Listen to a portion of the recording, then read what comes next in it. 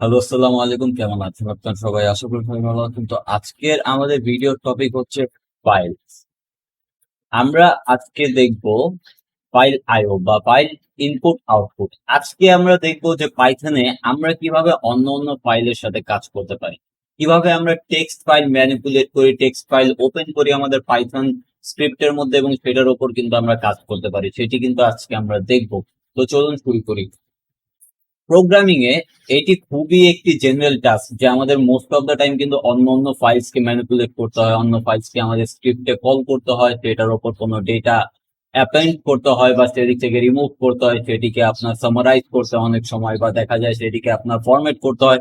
তো এটি কিন্তু খুবই জেনারেল একটি টাস্ক যে আপনি যদি একজন প্রোগ্রামার হয়ে থাকেন, স্পেশালি পাইথন ডেভেলপার হয়ে থাকলে আপনার তো অনেক সময় অনেক বেশি ডেটার সাথে আপনার কাজ করতে হবে, যেগুলো মোস্ট অফ দ্য টাইম আপনার টেক্সট ডেটা হতে পারে, সেটি হতে পারে অডিও ডেটা, সেটি হতে পারে ইমেজ ডেটা, বা যে কোনো টাইপের ডেটা কিন্তু হতে পারে। তো আজকে আমরা দেখবো যে সেই ডেটা আমরা কিভাবে আমাদের পাইথন স্ক্রিপ্টে নিয়ে আসতে পারি এবং সেটার উপর কাজ করতে পারি। তো চলুন আমরা ফর এক্সাম্পল ধরে নিচ্ছি এখন একটি টেক্সট ফাইল। আমি এখানে একটি টেক্সট ফাইল ক্রিয়েট করবো, যেটির নাম আমি দিয়ে দিব text dot TXT. Test dot TXT নামে আমি এই ফাইলটি ক্রিয়েট করে ফেলেছি। হয়তো আমি এখানে লিখবো যে হ্যালো, মাই নেম ইজ, তো আমি এটি কিন্তু লিখে দিলাম এখানে। আমি কি লিখলাম এখানে? এখানে আমি সিম্পলি লিখে দিলাম যে মাই নেম ইজ সিয়াম ফাহাদ। তো এখানে কিছু স্পেস আছে, সরি আমি স্পেসটি কেটে দিচ্ছি। তো এখন কথা হচ্ছে যে আমি যে এখানে এই টেক্সট ফাইলটি যে লিখলাম, এখন এই টেক্সট ফাইলটি আমি কিভাবে আমার এই পাইথন স্ক্রিপ্ট দ্বারা দেখব, সেটার জন্য আমরা যা করি, আমাদের ফাইল নিয়ে কাজ করার জন্য আমরা অলওয়েজ যা করি পাইথনের মধ্যে, তা হচ্ছে যে আমি এখানে একটি ভ্যারিয়েবল নিব এফ নামের। এফ এর ভেতর আমি এই ফাইলটিকে ওপেন করার জন্য সিম্পলি লিখব ওপেন। ওপেন লিখবো, ওপেন প্যারেন্থেসিস দেবো এবং ভেতরে পাস করে দেব এই ফাইলের লোকেশন। এটি যেহেতু এখন আমাদের একদম প্যারেন্ট ডাইরেক্টরিতেই আছে, আমি সিম্পলি এখানে কিন্তু টেস্ট ডট টিএক্সটি লিখে দিতে পারি। বা যদি এই ফাইলটি অন্য কোথাও থাকে তাহলে কিন্তু আপনাকে এটির ফুল পাথ আপনার দিতে হবে এখানে। এটা হচ্ছে পাথ, ফাইলের যে পাথ সেটি। অ্যাপ ওপেন দিয়ে দিলাম। এখন কিন্তু আমাদের এই ফাইলটি ওপেন হয়ে গিয়েছে। এখন যদি আমি চাই যে এই ফাইলের মধ্যে যেই ডেটা গুলো আছে সেগুলো আমি দেখবো, সেটার জন্য আমি কি করতে পারি? আমি সিম্পলি এখানে লিখবো প্রিন্ট। প্রিন্ট লিখে আমি ভেতরে এখানে পাস করে দেব অ্যাপ, যেটির মধ্যে আমি ওপেন করেছি এই ভ্যারিয়েবলটি, অ্যাপ ডট রিড। এবং আমি যদি এখন এটিকে রান করি, এখানে কি আসছে দেখেন, হ্যালো মাই নেম ইজ সিয়াম ফাদ। আমি কিন্তু সরাসরি এই পাইথন স্ক্রিপ্ট থেকে কিন্তু এই ফাইলটিকে পড়ছি, আমি কিন্তু এই ফাইলে যাইনি। একদম এই দিক থেকে কিন্তু আমি পড়ে নিচ্ছি যে আমাদের এই ফাইলটি কি আছে। এই ফাইলটির ভেতরে আমরা কিন্তু এখান থেকে দেখে নিতে পারছি। তো এখন বিষয় হচ্ছে যে আমরা এটিকে রিড করলাম। এখন আমি এখানে আরেকটি জিনিস দেখাবো আপনাদের। আমি এটিকে মাল্টিপল লাইনসে নিয়ে নিব। মাই হ্যালো, মাই আলাদা নামে নিয়ে নিলাম, আমি নেম নিলাম, তারপর আমি স্পেস কেটে দিব। তো আমি এখানে মাল্টিপল লাইনসে কিন্তু নিয়ে নিলাম।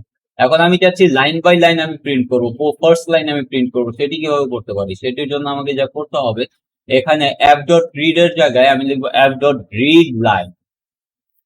আমরা যখন রিড লাইনকে কল করি তাহলে কিন্তু এটি আমাদের একটি একটি লাইন প্রিন্ট করে দেয়, দেখতে পাচ্ছেন? আমাদের কি প্রিন্ট করছে? শুধু হ্যালো। কারণ কি, আমরা রিড লাইন যখন কল করেছি এটি ফার্স্ট লাইনটিকে শুধু প্রিন্ট করছে।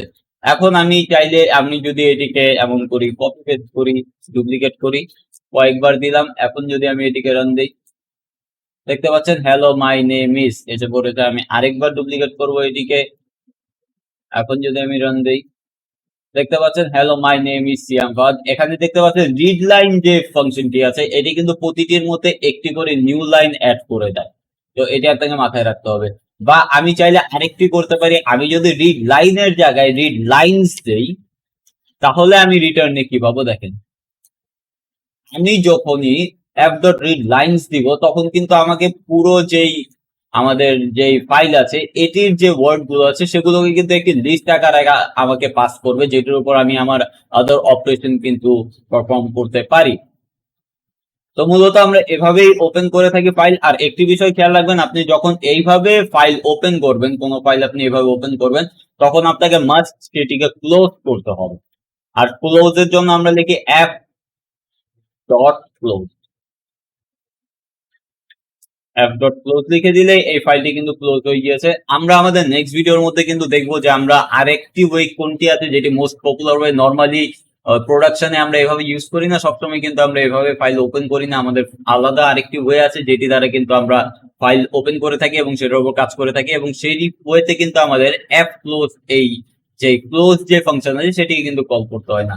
প্লাস আমরা আমাদের নেক্সট ভিডিওতে আরো দেখবো যে আমরা কিভাবে সরাসরি পাইথন ফাইল থেকে আমাদের এই ফাইলের মধ্যে রাইট করতে পারি। আমরা সরাসরি আমাদের পাইথন ফাইল থেকে কিন্তু এই ফাইলটির মধ্যে ডেটা পাস করতে পারি বা এখান থেকে রিমুভ করতে পারি, এই বিষয়গুলো কিন্তু দেখব।